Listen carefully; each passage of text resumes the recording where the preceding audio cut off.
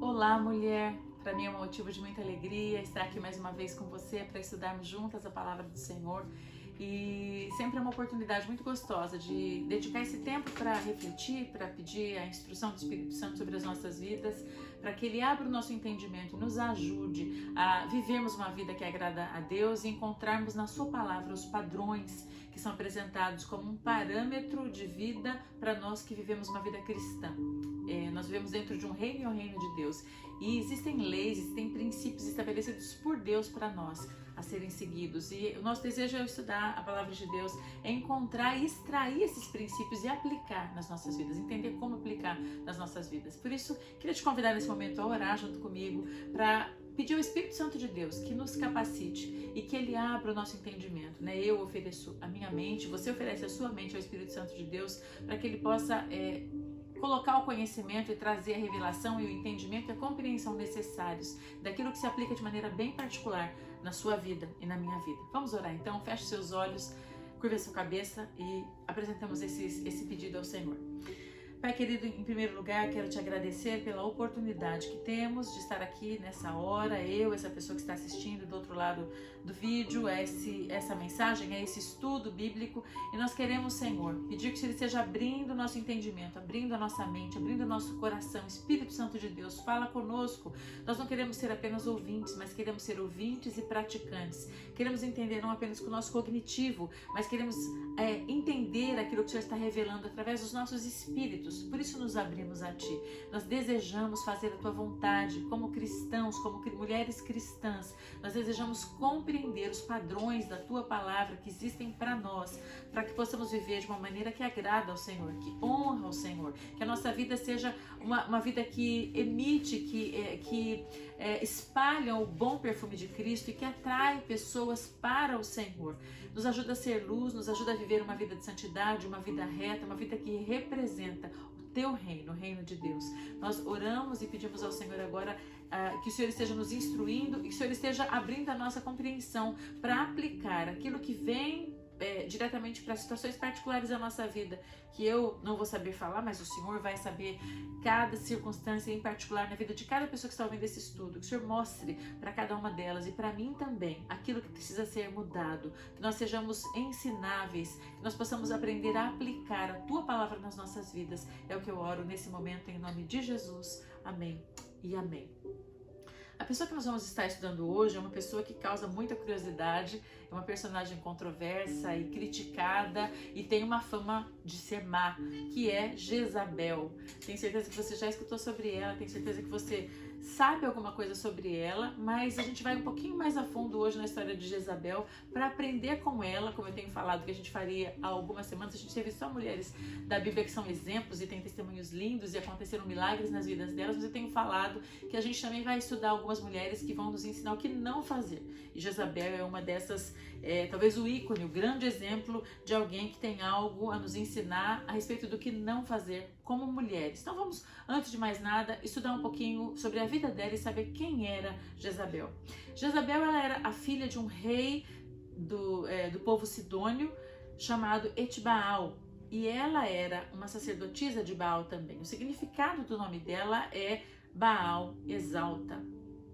Baal é um nome curioso, né? O nome desse deus é cananita, e é também uma palavra hebraica que significa marido, que significa esposo, que significa senhor. Eu estudei hebraico durante alguns anos no Brasil, na Universidade de Campinas, estudei em outra instituição, depois quando eu mudei para a Flórida fiz mais 2 anos de hebraico bíblico, e essa palavra Baal é interessante, para mim é curiosa, porque eu sou estudante de teologia, então sempre faz referência a esse Deus sidônio, esse Deus cananita, que marca tantas situações de juízo de Deus sobre o povo de Israel.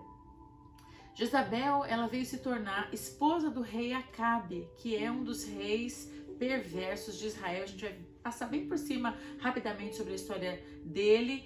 em Israel, ele foi rei do Reino do Norte. Depois de Salomão, que foi filho de Davi, houve a divisão do reino em Reino do Sul e Reino do Norte. O Reino do Sul era compreendido por 2 tribos e as outras 10 tribos eram o Reino do Norte. Um era o Reino de Judá e o outro reino que ficou sendo chamado e conhecido por Reino de Israel. E Acabe era então um dos reis, durante o período da história dos reis de Israel, que foi rei do Reino do Norte, do Reino de Israel. E ele é conhecido por ser um dos reis mais perversos, se não o mais perverso da história do Reino do Norte. E por que será que esse rei foi um rei tão mau, um rei tão perverso? A gente vai ter algumas ideias de por que isso aconteceu estudando a vida de Jezabel hoje. Ela se tornou rainha de Israel por se casar com o rei Acabe, apesar de ser uma mulher de outro povo. Eu pesquisei para tentar descobrir qual foi o motivo desse casamento. Não tem nada que evidencie a causa de Acabe se casar com Jezabel, mas uma probabilidade histórica é buscar a paz entre povos. Era o motivo pelo qual havia tantos casamentos entre reis na antiguidade. E, inclusive, as histórias dos reis de Israel, a gente encontra na história do próprio rei Salomão muitos casamentos para promoverem alianças de paz com povos inimigos. Então, talvez, não é certeza, mas talvez Acabe tenha se casado com Jezabel para promover paz entre o povo cananita e a nação de Israel, o povo do norte chamado Nação de Israel. Ela se tornou uma rainha perversa, dominadora e que usava da sua posição de esposa do rei para manipular as decisões de Acabe. E isso afetava toda a nação de Israel. Ela fez muitas coisas ruins, né? E por causa dela, Acabe era alguém realmente, aparentemente muito apaixonado por ela, muito impressionado por essa mulher tão forte, que ele acabou construindo um templo ao deus Baal. Vocês lembram que Israel era uma nação escolhida por Deus que surgiu a partir de Abraão. Abraão foi alguém que Deus levantou e falou para ele: em ti serão benditas todas as famílias da terra. Ele escolheu Abraão para ser o gerador ou patriarca de uma geração inteira sacerdotal. A nação de Israel surgiu debaixo de uma promessa que naquela nação, naquela semente, seriam benditas as nações, as famílias da terra. A gente sabe que essa promessa aponta para Jesus, né? Ela passa por Isaac, que é o filho da promessa, foi o primeiro, porque Abraão era um homem estéril, a mulher dele era estéril, eles não podiam ter filhos. Na verdade, Sara era estéril, porque Abraão gerou através de Agar Ismael, mas Sara era estéril. Deus, através de Sara, gerou a Isaac, o filho da promessa. Isaac gerou a Jacó e Esaú, através não dela, mas através de Isaac com Rebeca. E aí depois Jacó, através de Raquel e de Lia, gerou os 12 patriarcas da nação, né, por qual todas as 12 tribos são chamadas.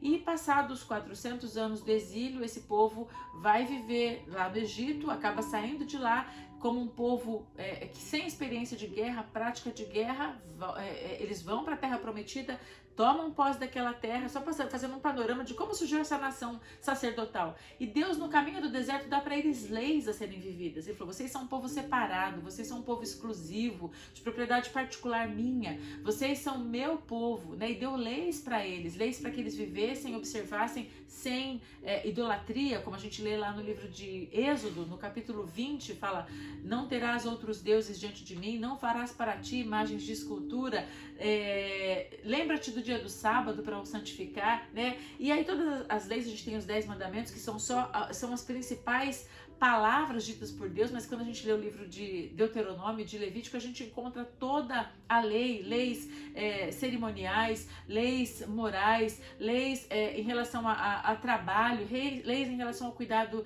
da terra, leis em relação ao cuidado de patrimônio, leis em relação a relacionamentos familiares, a casamentos. Existe uma série de leis estabelecidas por Deus dentro do Pentateuco, mas em especial nesses 2 livros, né, Levítico e Deuteronômio, falando como esse povo devia viver de uma forma separada. E uma das coisas principais era a não ter outros deuses, a não fazer idolatria, outros falsos deuses, porque não existe outro Deus, né? Existe uma frase do próprio livro de Deuteronômio que é Shema Israel, Adonai Eloheinu, Adonai Echad. Eu falei que eu estudei hebraico, então eu lembro bem algumas coisas em hebraico. Essa frase, ela significa: ouve Israel, o Senhor teu Deus é um. Não existe outro Deus, não é um de que não tenha outro só, mas é um porque só existe um Deus, só um Senhor, só um Criador dos céus, da terra e do universo. Então, quando Israel, até hoje, quando você passa na casa de um judeu, tem uma mezuzá na porta, que é um metalzinho, que dentro tem um texto enrolado num papelzinho, escrito exatamente isso: Shema Israel, Adonai Eloheinu, Adonai Echad. Lembra, Israel, ouve Israel, o Senhor teu Deus é um. Para ser encucado na cabeça do povo, para ser encucado no coração das pessoas, que eles não se contaminassem com adoração a demônios, porque os deuses falsos não são outra coisa que não demônios, só existe um único Deus. E a adoração a Baal era algo terrível, que já existia no meio do povo cananita e que já existia alguma prática não institucionalizada em Israel, promovida por pessoas que eram idólatras ali no meio, mas que a partir de Acabe passou a ser uma religião institucionalizada no meio do povo.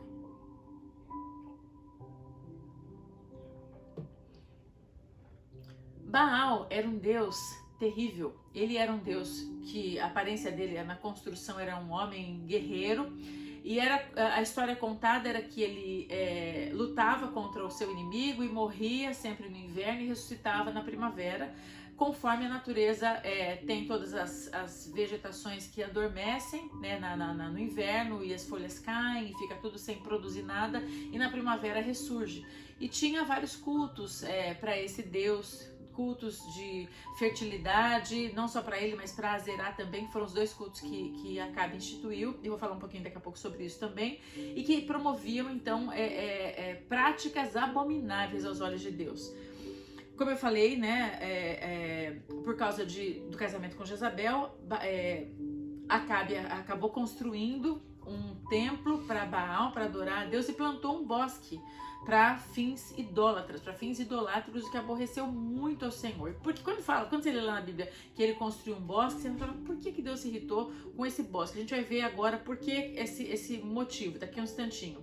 Bom, Acabe, ao se casar com Jezabel, ele promoveu idolatria em Israel, porque o texto bíblico fala que ele levou o povo a adorar a Baal, até que quase todo Israel estava indo após esse Deus. Ou seja, ele passou a ser um homem idólatra e levou a nação inteira com ele a também adorar a Baal.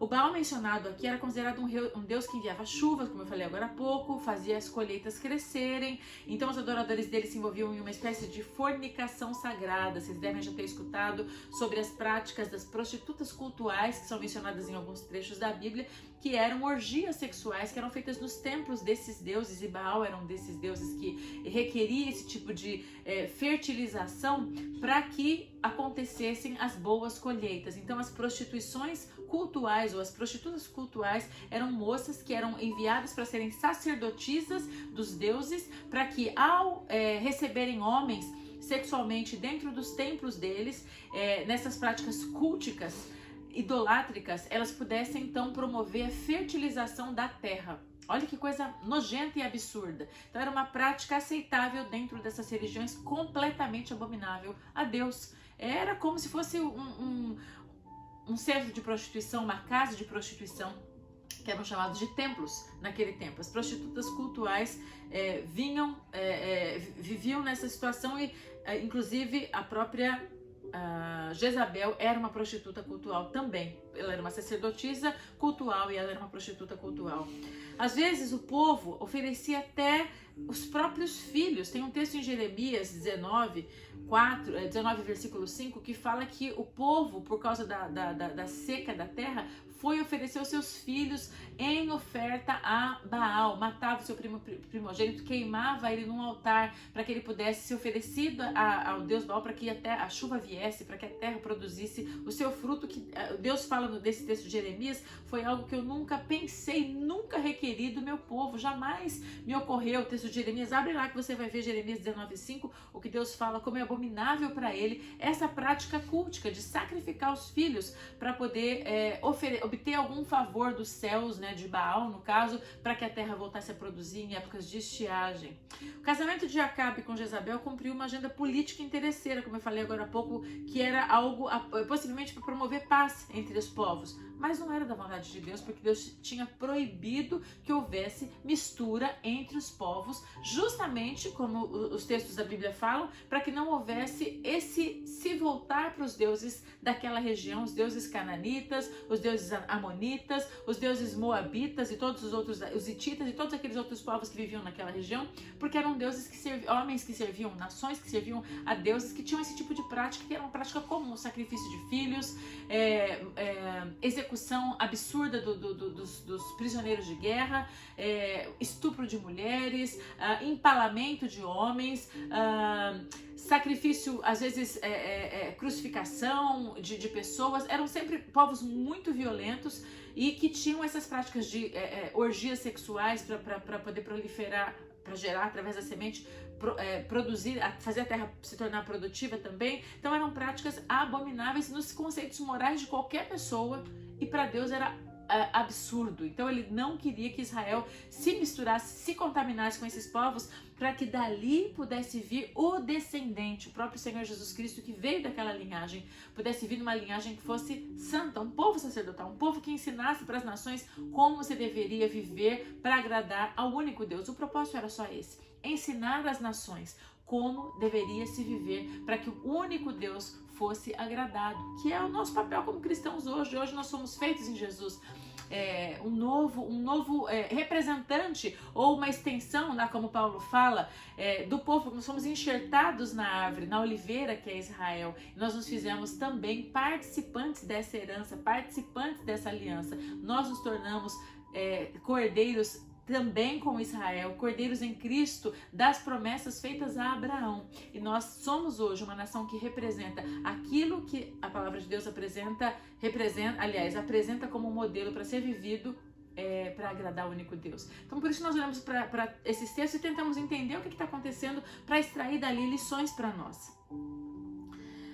O que era o poste ídolo que eu falei agora há pouco? Ou os deuses do bosque, ou os lugares altos, ou os bosques, né? Porque a Bíblia fala que ele plantou um bosque para agradar Jezabel. Azerá era a deusa cananita da fertilidade, né? Ela era, vou falar um pouquinho sobre ela. O seu culto chegou a Israel por intermédio de Jezabel. Era uma peça ritual de madeira que simbolizava uma deusa.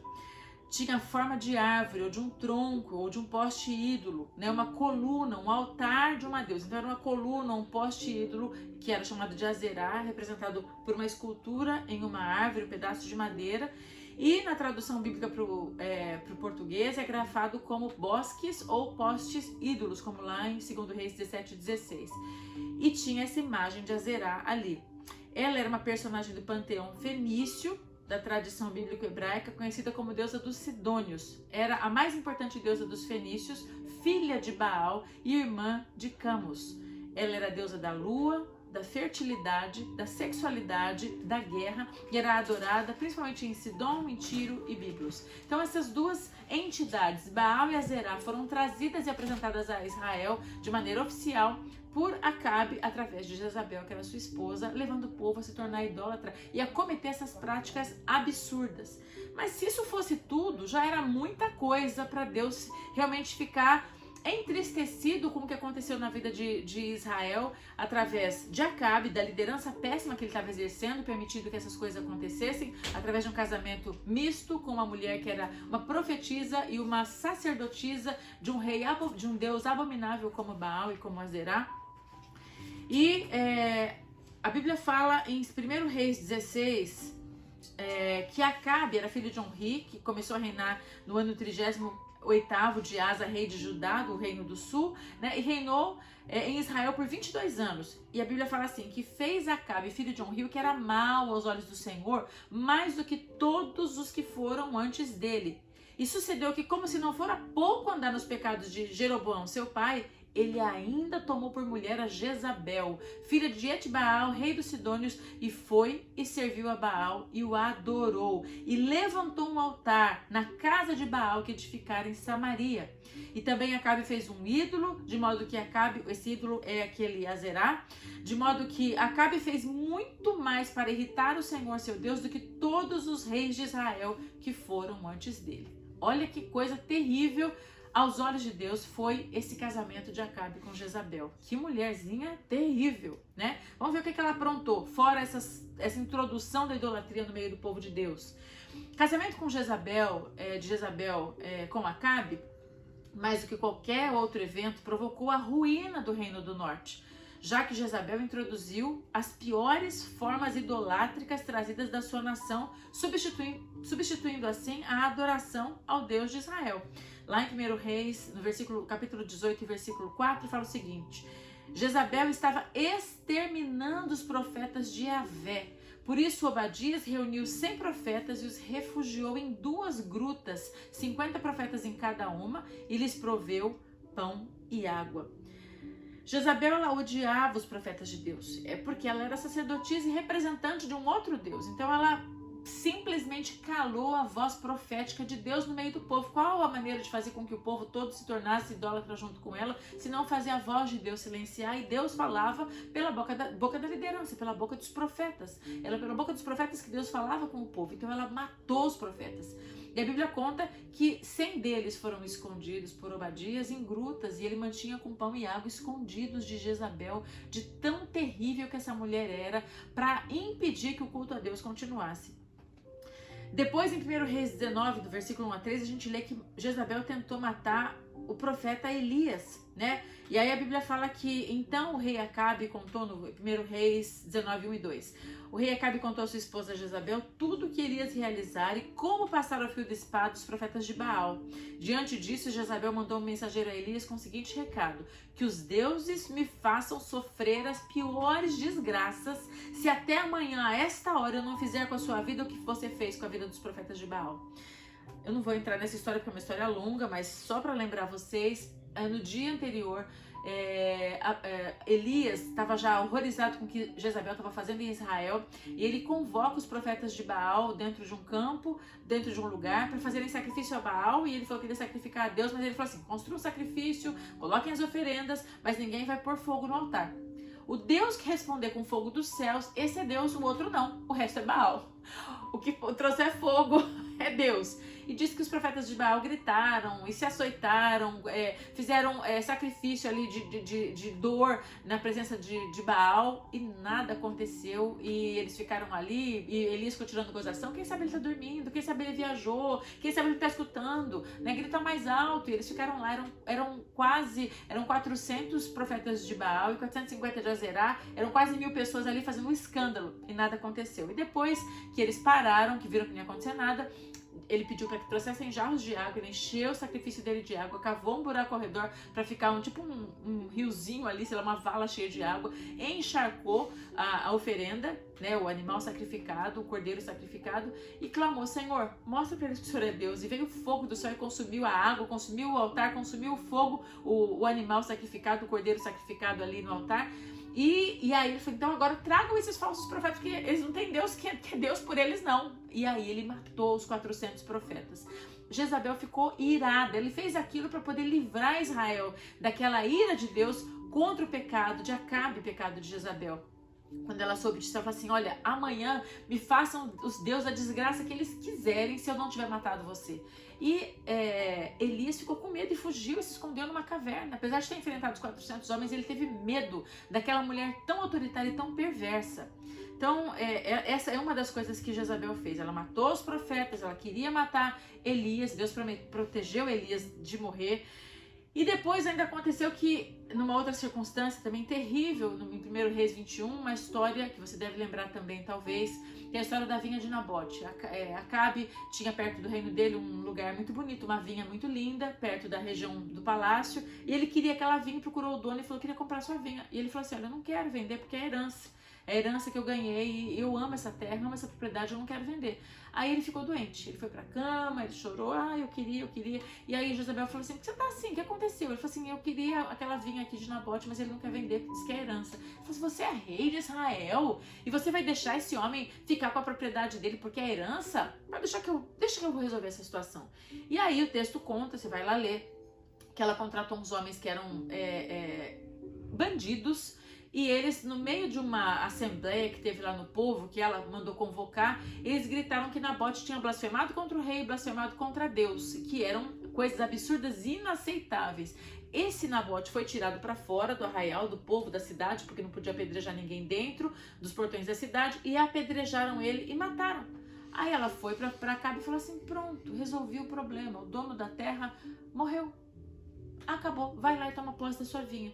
E ela deu para Acabe aquela vinha, né? E foi profetizado sobre a vida dela que ela seria morta de uma maneira terrível, o sangue dela ia ser esparramado pela terra e que os cães iam comer a carne dela. O que de fato depois, lá na frente, acontece, a gente lê isso lá em 2 Reis, no capítulo 9, versículo 30 a 37. Ela teve um final horrível. Então, o que a Bíblia fala sobre Jezabel? Que ela tinha exterminado os profetas de Javé, e por isso que Obadias reuniu, né, os profetas e escondeu, que ela tentou matar o próprio profeta Elias, que é assim um dos ícones, né, vamos dizer, os super-heróis dos profetas de Deus. Não tem isso, mas assim, alguém que foi muito usado por Deus de maneira poderosa para fazer milagres incríveis. Ele foi usado e ela abominava ele justamente por isso, ela tentou matá-lo. Ela fez essa desgraça com Nabote de tomar a propriedade dele na maior cara dura, né, sem ter um pingo de remorso, um pingo de, sei lá, de senso de qualquer coisa, e ela introduziu a idolatria a Israel dessa forma. O que a gente aprende com Jezabel, com uma mulher dessa? Primeiro, a gente tem pavor dela, né, não quer encontrar com ela nem durante o dia, quanto mais durante a noite. Mas a gente se coloca distante dessas figuras, a gente se coloca longe, né? Ela é a vilã. Parece que talvez um seriado, um filme, alguma coisa, aquela pessoa que é a bruxa malvada é a figura totalmente oposta àquela que a gente consegue se identificar até. E a gente não consegue ver nada dela em nós. Mas a geração de hoje, a geração que nós vivemos, é uma geração cheia de mulheres Jezabel. Porque o feminismo, ele é totalmente incorporado dessa mentalidade jezabélica, se existe essa expressão, se eu posso dizer essa expressão, de ser e de viver. Porque uma das principais características de Jezabel era o fato dela ser dominadora, ser uma mulher forte, que tinha a última palavra, que decidia tudo e que não aceitava um não. Ela não aceitava um não, ela não voltava para casa com um não. A prova disso foi o que ela fez com Nabote. Quando ela olhou pro marido dela, para Acabe, e falou assim, você é o rei de Israel e você tá assim todo desesperado porque não conseguiu uma vinha? Como assim? Dá um jeito, resolve, dá os seus pulinhos, faz alguma coisa, né? Bem a característica de uma mulher jezabélica, se a gente pode dizer dessa forma. Era dominadora, né? Alguém que torna o marido fraco e que destrói a ele e tudo ao redor. E é engraçado que esse tipo de mulher, uma mulher Jezabel, ela é atraída por esse tipo de marido também, por esse tipo de homem, por esse tipo de relacionamento. Não vou dizer que são só homens, até amigos assim também, são pessoas que são nesse tipo de perfil de Acabe, são atraídas por mulheres que têm esse perfil de Jezabel.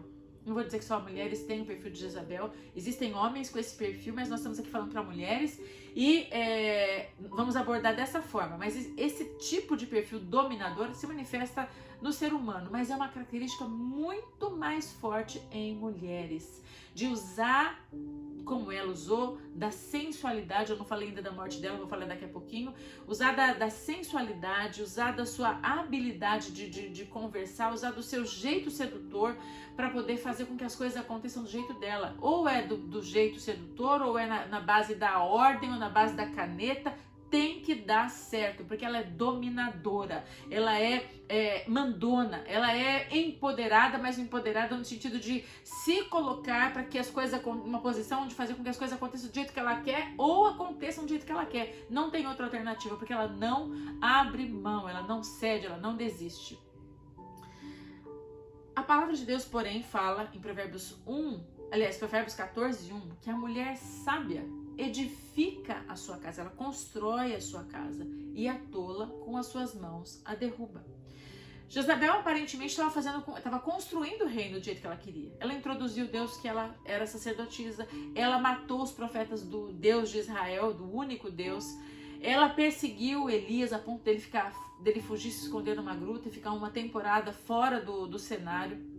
Ela tomou a vinha de Nabote para ela fez as coisas do jeito que ela quis. Aparentemente ela estava prosperando naquilo, ela estava realmente dominando a situação, de tão forte que ela era, de tão dominadora que ela era. Ela era uma mulher sem escrúpulos, era uma mulher que fazia a sua vontade prevalecer de qualquer forma. Mas quando a gente vai lá para 1 Pedro, capítulo 3, versículo 1 em diante, acho que é até o versículo 4, a gente lê o seguinte a respeito de como deve ser uma mulher. E o apóstolo Pedro diz o seguinte: da mesma maneira, esposas, cada uma de vós seja submissa ao seu próprio marido, com o propósito de que alguns deles que ainda são contra a palavra sejam convertidos sem admoestações, sem contestações, sem guerrinhas, mas pelo procedimento da sua esposa, testemunhando na vossa maneira de ser honesta e respeitosa.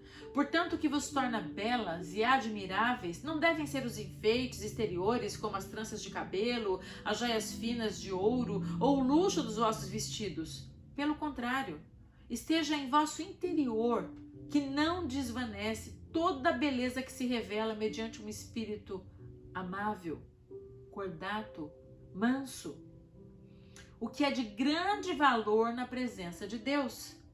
Portanto, na antiguidade, esse era o modo que as santas mulheres que esperavam em Deus costumavam adornar-se. Elas eram dóceis para cada qual para com seu próprio marido, como Sara, que obedecia a Abraão e até o chamava de Senhor. Delas sois filhas, se praticardes o bem sem qualquer espécie de receio. Até para Pedro chama atenção o fato de que Sara chamava o seu marido de Senhor, chamava Abraão de meu Senhor. É interessante essa maneira de Pedro fazer essa contraposição da mulher, tipo, não é se impondo, não é gritando com ele, né, falando, você tá errado, você é pecador, você vai pro inferno, mas é com um espírito calmo, um espírito manso, com doçura nas palavras, com submissão, com uma postura que não é de se enfeitar, de se adornar, não que isso tenha problema, né, contra isso que ele tá falando, mas que não seja externa a beleza, mas a interior, porque essa, como ele falou, não se desvanece, ela não passa, né, não é na base da imposição. E eu falei um pouquinho, acabei não dando sequência, de que esse perfil de homem, esse perfil de pessoa se aproxima de Jezabel, que é dominado, que é fraco, que gosta de ter alguém mandando, gosta de ser conduzido. A própria postura de Acabe, fraca, quando ele está lá chorando, manhoso, eu queria aquela terra, mas ele é aquela pessoa rebelde que não tem força de atitude, não tem... ele poderia talvez ter feito uma proposta para Nabote, falar assim, eu concordo com você, propriedade de doação familiar, que veio, aliás, de herança familiar, desculpe, é algo que não se deve mesmo vender por qualquer motivo, mas e se eu te der algo de muito valor? Você pode escolher alguma terra numa outra propriedade muito preciosa, eu te pago o dobro, pago o triplo, só porque ela está do lado do meu palácio, ela é muito linda, ela é muito conveniente. Quem sabe, né, se ele tivesse habilidade de negociar, não tivesse acontecido toda aquela desgraça, que gerou inclusive a maldição pela qual Jezabel foi morta de maneira tão terrível. Mas ele era alguém fraco, alguém dependente emocionalmente, porque se causa, porque causa esse tipo de temperamento dominador de Jezabel, causa na outra pessoa, naquele que está junto, que no relacionamento, no caso aqui de casamento, essa dependência nociva, essa dependência ruim, né, de ficar, eu não vou à frente porque ela faz tudo, eu não consigo porque... Então gera uma coisa, uma inversão de postura, de valores e algo totalmente negativo e destrutivo. Ela era mentirosa, porque ela mandou aqueles homens dizerem que Nabal tinha... falado contra o rei, tinha blasfemado contra o rei, blasfemado contra Deus, na maior cara dura. Ela fez uma assembleia do povo, reuniu o povo, montou todo aquele cenário, já arquitetando que ia causar a morte de Nabal. A única intenção dela era matar Nabal e pegar a terra dele. Tudo aquilo que aconteceu foi fake. Ela fez uma situação falsa, uma convocação falsa, contratou uns homens perversos para poderem fazer essas declarações contra Nabal, para que ele pudesse ser tirado fora do arraial e tipo, lavo minhas mãos, não fui eu que matei ele, não mandei matar ele. Disseram que ele fez uma blasfêmia, se o povo entende que ele deve ser apedrejado, isso é entre eles e eles, eu não tenho nada a ver com isso. Mas o fato de que o meu marido é o rei, ele pode tomar posse da casa, que foi ele que foi prejudicado, que foi o nome dele que foi blasfemado. Ela era uma... Fugiu a expressão, talvez você lembre a expressão que eu quis dizer aí. Ela era uma pessoa totalmente sem valores, sem escrúpulos, sem um pingo de moral, né? Um pingo de amor ao próximo, amor nenhum, né? Ela tinha amor a ela mesma, amor aos interesses dela. Mas Provérbios 31:16 diz o seguinte, que a mulher sábia, a mulher virtuosa, ela examina uma propriedade e adquire-a. Ela planta uma vinha com o fruto de suas mãos. Vamos supor que nessa história de Nabote que eu contei agora há pouco, se mesmo com uma proposta maravilhosa que Acabe fizesse, olha, você não quer, mas eu te dou uma propriedade, sei lá, 10 vezes maior, num terreno super valorizado aqui de Israel, do Reino do Norte, ou então uma casa de campo em outro lugar, eu mando construir, você não vai ter despesa nenhuma, porque eu quero realmente essa propriedade. Nabote falou, não, eu não quero. Ela, como uma boa esposa, poderia falar assim, então desiste, porque ele realmente está apegado à terra, porque é herança familiar, e ele tem direito disso. Então vamos fazer o seguinte, a gente vai procurar um lugar lindo, a gente vai construir um campo maravilhoso, e você vai até esquecer que existe esse outro campo. É isso que a mulher sábia fez, a mulher virtuosa fez. Ela compra, ela considera uma propriedade, ela adquire aquele lugar, ela planta uma vinha. Né? A vinha é um lugar de produção das delícias, o lugar de produção das coisas boas da família, da casa, daquele lugar. E a mulher sábia, ela coloca suas mãos naquele projeto até que aquilo seja construído. A gente vê uma vinha aqui de novo, mas de uma maneira tão diferente. Uma matou alguém para se apropriar da vinha de alguém, das delícias, daquilo que era herança, daquilo que era o direito, daquilo que alguém se deliciava em estar, aquilo que era ambicionado por outros. Mas a gente vê a mulher virtuosa, não. Ela vai, estuda um lugar, ela trabalha naquele lugar, ela trabalha para conseguir ter o dinheiro para aquilo e ela constrói aquilo. Eu não estou falando nem de que seja algo material, um terreno necessariamente falando, estou fazendo a comparação das vinhas porque os dois textos mostram videiras, né? E a videira tem um símbolo bíblico e profético muito bonito e fala de vida e fala de produção. Outra arma que Jezabel usava era a arma da sedução, e a gente vê isso, primeiro porque ela era uma prostituta cultual, e lá no final da vida dela, antes dela ser morta por Jeú, a gente encontra quando já tá tudo já caindo, o reino está sendo tomado por um outro rei, Jezabel fica sabendo, ela foge para um determinado lugar, uma casa que ela tinha, ela vai para o segundo andar e ela pinta os seus olhos, ela vai se maquiar, ela vai se montar para poder aparecer atrativa de alguma maneira para Jeú, tipo, eu tenho que mostrar quem eu sou para quem sabe ele se interessa por mim, né? Quer fazer um acordo de paz e quer me, sei lá, me ter como esposa para poder então ter a paz nessa posse da nação de Israel. Alguma coisa nesse sentido ela deve ter pensado. Não tem sentido uma mulher fugir numa situação em que o país está sendo tomado por um outro rei, ela subir numa torre, se maquiar todinha, pintar os olhos, aparecer na janela e falar, oi, tudo bem? Né? Como a gente vê muitas mulheres. É aquela famosa frase, bonitinha, mas ordinária. Né? Ela estava velha, mas estava ainda na mesma prática que ela estava sempre habituada a fazer, usar o corpo para seduzir, o corpo para conseguir facilidade nos favores em que ela buscava, no favorecimento em situações que ela buscava favor. A Bíblia, porém, fala lá em Provérbios 31:30 a respeito da mulher virtuosa, que a beleza é enganosa, a formosura é passageira, mas a mulher que teme ao Senhor, essa será exaltada. A história de Jezabel conta lá em 2 Reis 9:30, que Jeú, quando ele chegou com os cavalos dele e com quem vinha com ele, viu Jezabel no alto da torre, toda maquiada daquela forma, né, sedutora. Ele olhou para os eunucos que estavam ao redor dele e falou assim, tem alguém comigo? Tem alguém por Israel aí? Joga essa vadia daí de cima. E ele disse, quando ele falou, tem alguém comigo? Uns fizeram assim com os olhos. Se você ler o texto, você vai ver que engraçado. Alguns mexeram a cabeça, tipo assim, a gente tá, porque a gente sabe que essa mulher realmente não vale nada. Arremessa ela daí de cima. E eles jogaram ela. E fala que a carne dela esparramou por aquele campo. E aí Jeú subiu, viu que ela tinha morrido, foi comer porque ele estava com fome. E depois que ele comeu, ele falou assim, alguém vai lá e enterra aquela maldita porque ela é filha de rei, ela merece ser enterrada. Só que quando chegaram para enterrar, tinha sobrado só as palmas das mãos. Os cachorros tinham vindo e comido toda a sua carne, exatamente como a profecia falou, sabe aonde? No campo de Nabote, o lugar onde ela tinha se apropriado de maneira indevida para dar aquela propriedade para o seu marido. Não valeu a pena, não valeu a pena. A iniquidade dela só terminou numa morte horrível. Acabe também morreu de uma maneira horrível. Ele foi para o campo de batalha, tentou se disfarçar, não usando os trajes do rei para que ele não fosse pego. E aí a Bíblia conta que no meio da batalha alguém atirou uma lança, uma flecha a esmo, como se fosse o tiro de uma bala perdida, e atravessou ele. E ele morreu. Foi uma história terrível. E a Bíblia, como vocês viram eu falando no início, mostra que ele foi o pior rei desde então em Israel, e os outros reis já tinham feito coisas abomináveis.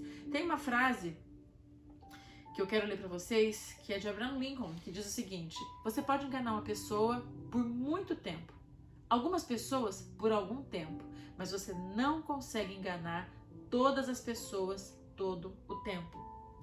Quanto será de Jezabel que existe em nós? Quanto será de Jezabel que existe em você? Quanto será de Jezabel que existe em mim?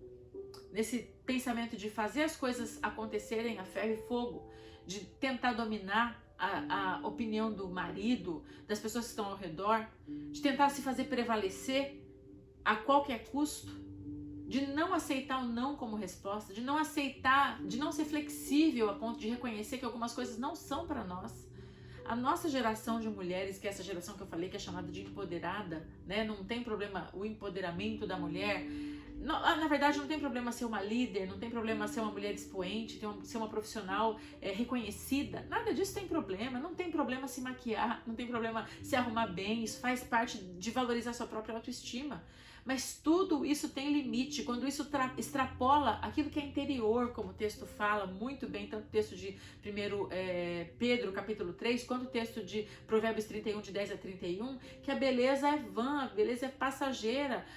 Pedro fala que a gente não deve dar valor para as tranças de cabelo, para os vestidos caros, para as joias adornando o pescoço, porque isso tudo se desfaz. Mas que a beleza tem que ser aquele espírito calmo e manso, né? Tem até um versículo que eu separei aqui, um versículo bônus, né? Que fala o que os homens devem fazer por uma mulher que se porta dessa maneira. Lá no capítulo 3, ainda no versículo 7, que é o versículo seguinte, fala: igualmente vós, maridos, coabitai com as suas esposas com entendimento, dando honra à mulher como um vaso fraco, como sendo um vaso mais fraco, um corpo mais sensível, mais delicado, que precisa de proteção, como sendo vós os seus cordeiros de graça e vida, para que as suas orações não sejam impedidas. Olha que lindo, né? Então, assim, esse coabitar com ela é a maneira de ter relacionamento sexual com a esposa, né? Tendo nela algo assim de cuidado, algo de valor, algo de precioso, reconhecendo que ela é o vaso fraco, no sentido de ter um corpo mais frágil do que o dele, e sabendo que para que as orações dele sejam atendidas, ele tem que cuidar dela, ele tem que amar ela, ele tem que respeitar ela. Então, assim, não é um princípio estabelecido para as mulheres de se submeterem aos esposos, de serem mansas de espírito, de não gritarem, sem o contrapeso dos homens. Deus equilibra tudo, né? A mulher se posiciona dessa maneira gentil, dócil, amável, em que valoriza mais o interior do que o exterior, para conquistar o seu marido, e o marido também cuida dela, ama, protege, reconhece nela alguém que é mais sensível, e os dois se completam, e assim tem a bênção de Deus. Eu queria então deixar para você nesse dia essa mensagem, para que você reflita o quanto de Jezabel, o quanto dessa geração dominadora, o quanto dessa geração que se impõe, o quanto dessa geração forte, né? A gente tem aquela imagem da mulher com um muque assim erguido, falando assim: nós somos femininas, nós somos feministas, nós conquistamos, nós não precisamos de homens, nós fazemos o que nós queremos. Será que esse é o princípio que Deus estabeleceu? A palavra de Deus mostra um padrão para nós como mulheres. Nós somos feitas, como Pedro muito bem fala, o vaso frágil. Nosso corpo não tem a mesma força no corpo dos homens, por isso as mulheres sofrem violência sexual muito mais do que homens. Não vou dizer que não existem homens que sofram, especialmente em cadeias, os homens são mais expostos a isso, pela violência, mas é inumeramente, assim, incontavelmente maior o número de mulheres que sofrem abuso sexual simplesmente pela força física do homem em relação à mulher. Não tem como comparar. A mulher é o vaso frágil de relacionamento. Deus estabeleceu a mulher para ser delicada, para ser princesa, para ser uma flor, para ser algo realmente precioso. E a primeira pessoa a dar valor, a se dar o valor, é a própria mulher. Quando nós nos posicionamos como Jezabel, né, de ter essa força, de ser dominadora, de mandar em tudo, nós temos que arcar com as consequências disso também, de levar o peso das decisões nas costas. Porque aí os que se aproximam são homens fracos, como Acabe, homens que não têm força de decisão, homens que se escondem na hora da batalha para não ter perigo de morrer, que foi o que ele fez e acabou morrendo mesmo assim. Homens que na hora que vem um não, como foi o que aconteceu com ele quando foi negociar a vinha de Nabote, ele vai pra cama e fica doente, e fica chorando, eu não posso, eu não consigo, porque ele sabe que ele é fraco, mas a mulher dele vai dar um jeitinho, vai fazer alguma coisa. Nenhuma mulher gosta de ter um marido fraco. Se uma coisa que faz com que o casamento permaneça é a admiração mútua, né? O homem admira a mulher pela bondade, pela maneira como ela gere o lar, a maneira que ela cuida dos filhos, né? Eu vejo pela minha própria casa, meu marido, ele admira a comida que eu faço, a maneira como eu educo as crianças, as nossas conversas, assim, existe uma admiração mútua, e eu admiro o quanto ele é trabalhador, o quanto ele é esforçado, o quanto ele busca o bem-estar da família. Então, essas coisas são um equilíbrio, né? Eu sei que eu não sou mais forte do que ele sabe que eu sou mais frágil do que ele, e nisso está a beleza do relacionamento que Deus abençoa. Eu nunca posso tentar me sobrepor a ele, você não deve tentar se sobrepor ao seu esposo, nem na sociedade, nem aonde você estiver como mulher. Não, mais uma vez, não falando contra a liderança da mulher. Deus permitiu que muitas mulheres, inclusive na Bíblia, fossem líderes, como Débora, que foi juíza, como Esther, que foi uma rainha.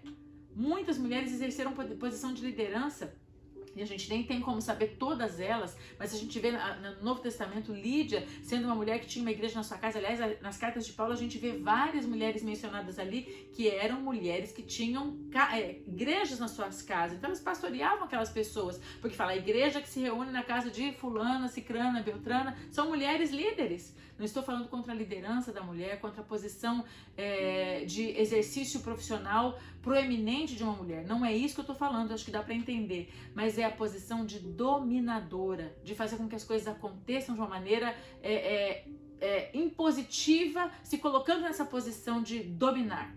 E não é isso que Deus tem para nós.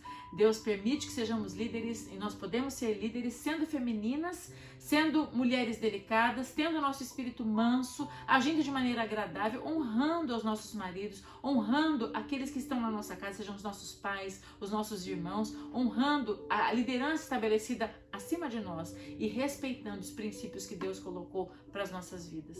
Que o exemplo de Jezabel nos ensine a fugir desse tipo de mulher que a nossa sociedade nos coloca hoje como um modelo de mulher talvez super powerful, mas que na verdade é abominável aos olhos de Deus. Amém? Espero que você tenha uma semana abençoada. Eu quero orar com você agora, pedir a bênção de Deus sobre as nossas vidas e que o Senhor fale aos nossos corações aquilo que ainda falta ser revelado a respeito daquilo que nós precisamos mudar e aquilo que nós precisamos compreender, em nome de Jesus. Pai querido, muito obrigado por esse tempo que nós tivemos aqui, essa oportunidade de estar estudando a respeito dessa mulher que causou tanto mal em Israel e tanto malefício na vida de Acabe e de profetas e mortes terríveis, como a de Nabote, dos profetas que serviam ao Senhor. E que nós possamos, Senhor Deus, nos inspirar, Senhor Deus, na Tua Palavra, nas mulheres apresentadas como essa mulher de Provérbios 31, de 10 a 31, uma mulher virtuosa, ou o padrão apresentado pelo apóstolo Pedro, ali no capítulo 3 da primeira carta, Senhor Deus, e outros textos mais que mostram que nós devemos ser mulheres que edificam a sua casa, mas não tolas, que destroem a casa com as próprias mãos. Nós dependemos, Espírito Santo, do Senhor, para lutar contra esse espírito feminista e maligno que impera na nossa geração. Nós queremos exercer, sim, a plenitude daquilo que podemos fazer nas nossas profissões, na posição de liderança, de chefia, seja o que surgir para nós como possibilidade, porque sabemos que o Senhor também abençoa líderes, mulheres, Senhor Deus. Mas nós queremos fazer isso com um espírito manso, com um espírito agradável, com o temor do Senhor, de uma maneira que o Teu nome seja honrado e seja engrandecido através das nossas vidas, especialmente dentro da nossa casa, com os nossos cônjuges, com os nossos maridos, com os nossos filhos, que a gente saiba viver, Senhor Deus, uma mulher que é exemplar, para que, Senhor Deus, a nossa família seja abençoada e não destruída. Nós oramos isso agradecendo ao Senhor, porque o Senhor nos instrui, o Senhor nos ajuda, o Senhor nos orienta. Em nome de Jesus. Amém e amém. Deus te abençoe e uma boa semana.